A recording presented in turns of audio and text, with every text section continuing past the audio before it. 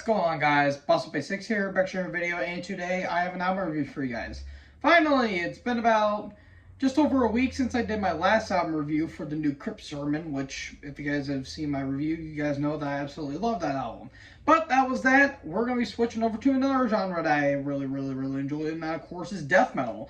And why not talking about an up-and-coming band? From Cleveland, Ohio, we are talking about the newest studio offering from 200 Stab Wounds, Manual Manic Procedures. This album comes out today on the June of 28th of 2024 on Metal Blade Records, a big step up from the band's previous record label, Maggot Stomp, which is a little underground label that another band that I covered before on this channel, Sing with Sycabog, was on. And I actually did a review of their last album, Homicide Ecstasy, which I thought was pretty damn solid.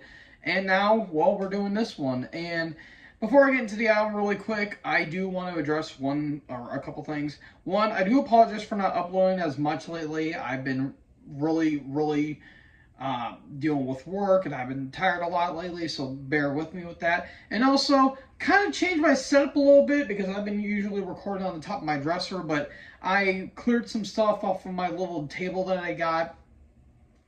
Tried to record here, and it's not much better, but I'm trying. I'm really going to get there one day. But anyways, besides that, let's talk about this album.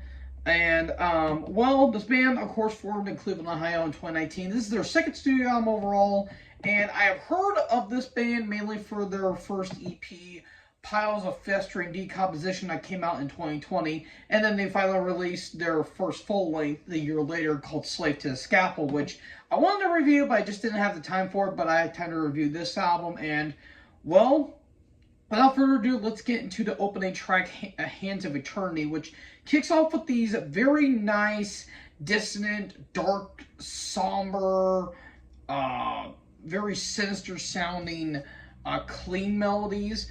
And it really sets the tone for the album in some regards. And it kicks off with these nice thrashy opening, nice thrashy riffs, very akin to like early Death, a little bit of early Possessed, some early Sepultura, early Slayer. Really nice, big, chunky, thrashy riffs that I really like in death metal.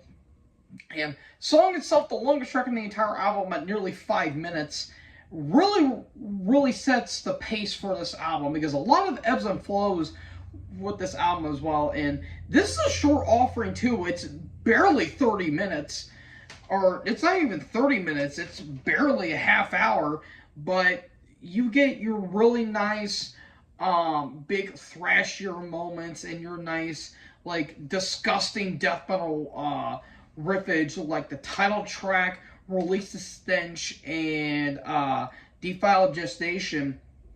But you also have some more hardcore moments, which is pretty interesting, like Gross Abuse, I would probably say Release the Stench, and Flesh from Within, which has these really nice kind of hardcore D-beat stomps. But you also have some like really nice slam moments that are really akin to like Dying Fetus and Suffocation, like Ride the Flatline and Defiled Gestation and the title track, for example. Really nice dynamics going on. You also have some like nice Morbid Angel, Cannibal Corpse like riffage, but you also have those big bolt thrower like grooves, especially on the title track, Ride the Flatline, Parasite, and Flesh from Within.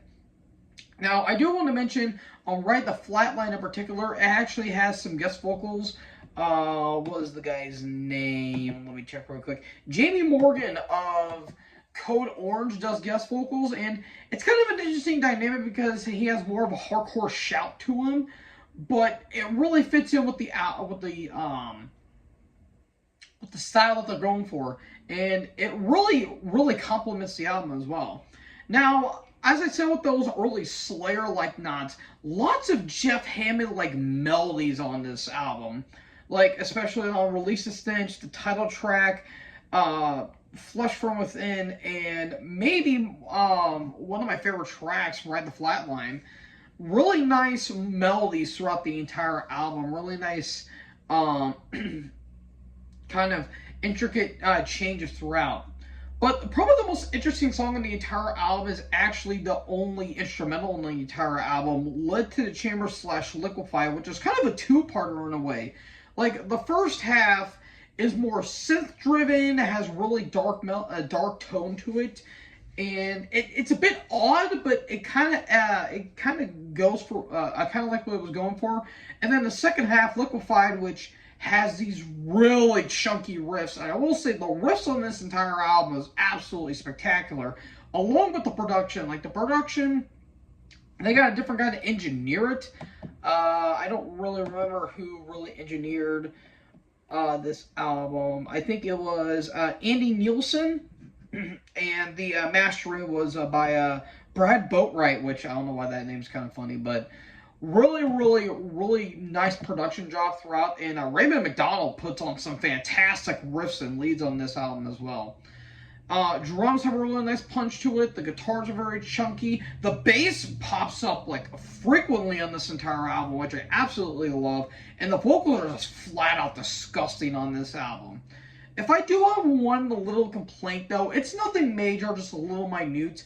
I will say the kick drum is a little too clicky. Like, they could have probably mixed it a little bit better, at least in my honest opinion. But it doesn't really ruin the album for me. It just, you could have probably mixed it just a hair bit better and maybe turn a couple of knobs.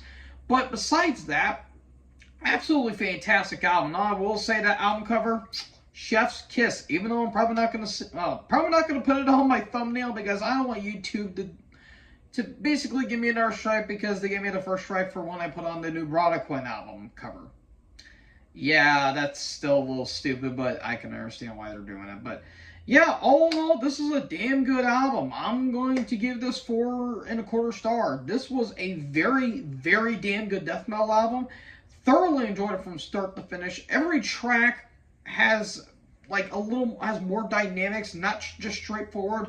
Has nice melodies, has some kind of brutal moments, but it also has those really nice groove to it that I absolutely love. Again, not even a half hour, just 29 minutes and some change, but it is a very good 29 minutes and some change. So all in all, 4.25 for me. So, folks, what did you guys think about Manual Manic Procedures by 200 Stab Wounds? Let me know in the comment section below. Make sure you guys leave a like, leave a comment, tap the bigger subscribe button, and tap the bell so when I upload, you guys will be notified. Thank you guys so much for watching this video. Most importantly, join the herd. I'll talk to you guys next video. Peace out.